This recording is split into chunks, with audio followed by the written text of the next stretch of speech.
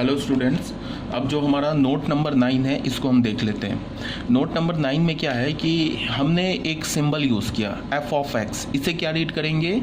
f of x। ठीक है, ये f ऑफ x किसे रिप्रेजेंट करता है? ये रिप्रेजेंट करता है एक्सप्रेशन इन x।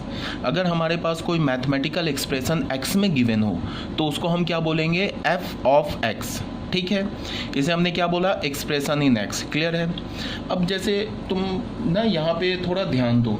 ठीक है, ये जैसे मैंने देखो, जैसे मैंने लिखा f स्मॉल f और ये ब्रैकेट में x लिखा, इसका क्या मतलब है? सम एक्सप्रेशन इन x। ये कोई भी एल्जेब्रिक एक्सप्रेशन हो, ये कोई भी एक मैथमेटिकल एक्सप्रेशन होना चाहिए x में, उसको हम क्या बोलेंगे? f of x। अच्छा, एक्सप्रेशन और इक्वेशन में क्या डिफरेंस होता है? जो हमारा इक्वेशन होता है ना, उसमें इज इक्वल टू ज़ीरो होता है, इक्वल्स टू ज़ीरो होता है, बट एक्सप्रेशन में कोई इक्वल्स टू ज़ीरो नहीं होता है। ठीक है, जैसे हमने क्या लिखा यहाँ पे f ऑफ x को किसके इक्वल कर दिया? 1 अपॉन x माइनस 5। ये जो है ना, ये 1 अपॉन x माइनस 5 ये एक एक्सप्रेशन है। किस में एक्सप्रेशन है? x में एक्सप्रेशन है। अगर मैंने लिख दिया 1 upon x minus 5 is equal to 0, तो ये अब एक्सप्रेशन नहीं बचा, ये अब इक्वेशन हो गया। क्या हो गया बच्चे? ये इक्वेशन हो गया। और अगर मैंने लिखा 1 अपॉन x माइनस 5, तो ये इक्वल्स टू 0 नहीं लगाया, तो ये एक एक्सप्रेशन हो गया। तो हम लोग अगर ये एक्सप्रेशन जो है ये x में है, तो इसको हमने क्या किससे रिप्रेजेंट किया? f of x। अगर ये एक्सप्रेशन y में होता तो कैसे लिखते? f of y। f of y is equal to क्या लिखते? 1 अपॉन y माइनस 5। क्लियर है ये बात? अब यहाँ पे क्या होता है कि एक वर्ड आता है डोमेन।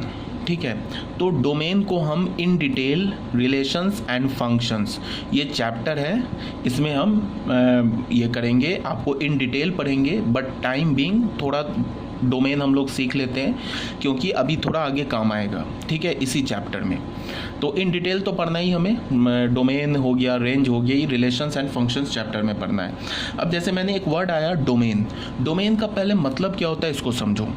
अगर मैंने बोला कि find the domain of this expression, या मैंने बोला find the domain of this function f of x, इस फंक्शन f ऑफ x का डोमेन निकालो, तो इसका क्या मतलब है कि हमें उन सारे x के वैल्यूज़ का सेट बनाना है जिस x के वैल्यूज़ पर ये एक्सप्रेशन डिफाइंड हो।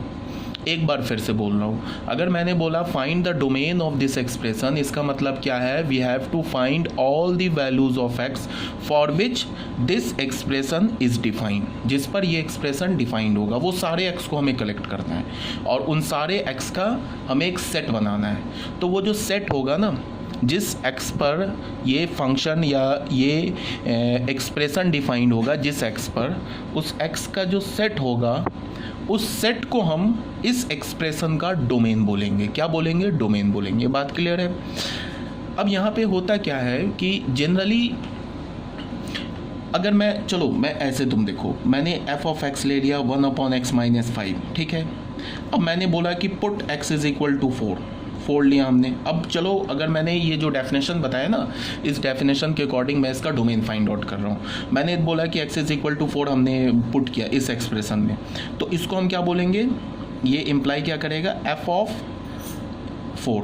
f ऑफ 4 क्या है? यहाँ पे हमने x की जगह 4 डाला, तो यहाँ भी 4 डाल देंगे, तो 1 अपॉन 4 माइनस 5, ये क्या मिल गया? 1 अपॉन माइनस 1 किसके इक्वल मिल गया? माइनस 1 के इक्वल।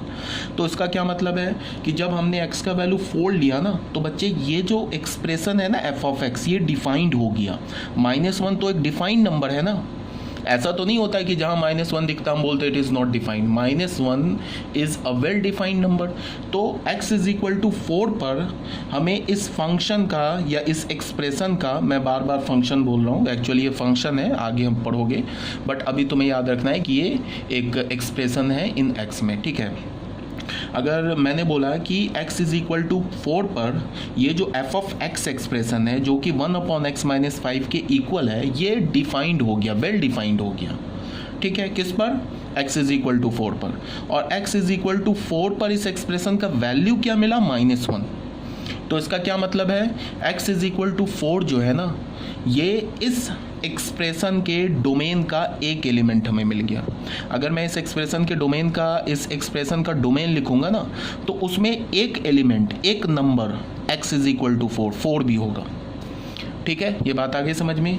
अब अगर मैंने किया आपकी put x is equal to suppose that मैंने -1 रखा, x का वैल्यू -1, तो ये हमें क्या मिलेगा, f ऑफ -1, ये किसके इक्वल मिला, 1 अपॉन, यहाँ -1 डालो, -1 -5, ये किसके इक्वल मिला, 1 अपॉन -6, ये क्या हो गया, -1 अपॉन 6। अब बच्चे फिर देखो, अगर हमने x का वैल्यू -1 डाला तो ये जो एक्सप्रेशन है इसका वैल्यू हमें क्या मिला, -1 अपॉन 6।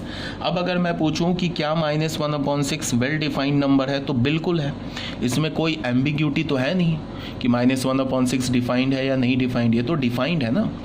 तो इसका क्या मतलब हुआ कि x इज इक्वल टू 1 भी इस फंक्शन का डोमेन है। फिर हमने पुट किया कि चलो एक और ले लेते हैं, x का वैल्यू हमने 9 पुट किया, तो हमें क्या मिला, f ऑफ 9, f ऑफ 9 क्या मिल गया, 1 अपॉन 9 -5, ये मिल गया 1 upon 4, again 1 upon 4 is well defined, so x is equal to 9। ये जो 9 है ना, ये भी इस एक्सप्रेशन के डोमेन में आ गया। ठीक है, अब क्या है बच्चे कि अगर हम लोग, अब कोई एक स्टूडेंट मुझसे ये बोलेगा कि ऐसे तो हम वैल्यू डालते जाएंगे और हमें क्या होगा, फंक्शन डिफाइंड मिलता जाएगा, तो ऐसे कितने वैल्यूज़ डालेंगे, मतलब कि ऐसे करके हम डोमेन नहीं निकाल सकते, बिकॉज यहाँ पे तो इन्फानाइट एक्स का वैल्यू आ जाएगा जिसके लिए एफ ऑफ एक्स डिफाइंड होगा। तो ये जो मैं अभी तुम्हें कैलकुलेट कर रहा हूँ ना, ये प्रोसीजर नहीं है डोमेन निकालने का। मतलब कि तुम्हें उस एक्स को नहीं देखना है जिस एक्स पर ये एफ ऑफ एक्स डिफाइंड है, उस एक्स को नहीं देखना है। अब तुम्हें इसका उल्टा देखना है, तुम्हें उस एक्स को देखना है जिस पर ये एफ ऑफ एक्स डिफाइंड नहीं है। आ रही है मेरी बात समझ में? उस एक्स को नहीं देखना है जिस पर ये फंक्शन डिफाइंड है, बिकॉज अगर तुम उस एक्स को देखोगे या मतलब उस एक्स का वैल्यू खोजोगे जिस पर ये फंक्शन डिफाइंड है, तो वो तो इन्फानाइट वैल्यूज़ आ जाएगा, तो हम इन्फानाइट वैल्यूज़ को तो काउंट नहीं कर सकते। बट ये एफ ऑफ एक्स जो है ना, ये एक फाइनाइट वैल्यू पर नॉट डिफाइंड होगा। हमें अब उस एक्स को खोजना है जिस पर ये नॉट डिफाइंड है। अगर मान लो कि वो हमें एक्स मिल गया, अब उस एक्स को हम क्या करेंगे, पूरे रियल नंबर से सब्ट्रैक्ट कर देंगे, तो फाइनल हमें क्या मिल जाएगा, फंक्शन का डोमेन मिल जाएगा। तो यहाँ पे बहुत ही ऑब्वियस सी बात है, इसको देखो बच्चे, बहुत ऑब्वियस सी बात है कि अगर हमने एफ ऑफ 5 डाला तो यहाँ पे हमें क्या मिल जाएगा, 1/5 - 5, ये क्या मिल जाएगा, 1/0। अब ये बताओ, ये 1/0 क्या मिला हमें, नॉट डिफाइंड। तो इसका क्या मतलब हो गया कि ये जो x इज इक्वल टू 5 है ना, इस x इज इक्वल टू 5 पर ये एक्सप्रेशन डिफाइन नहीं है। तो इसका क्या मतलब हुआ कि तुम x इज इक्वल टू 5 इस फंक्शन के डोमेन में नहीं ले सकते हो। अब मेरा क्वेश्चन है, क्या और भी कोई x का वैल्यू है जिस पर ये एक्सप्रेशन डिफाइन नहीं है? तो मैं बोलूँगा कि नहीं, सिर्फ एक ही वैल्यू है, सिर्फ x इज इक्वल टू 5 है जिस पर ये फंक्शन डिफाइन नहीं है। अब बाकी कुछ भी डाल लो, x का वैल्यू 5 छोड़ के कुछ भी डाल लो, ये f ऑफ x डिफाइंड होगा, मतलब ये एक्सप्रेशन डिफाइंड होगा। बात आ रही है ना समझ में?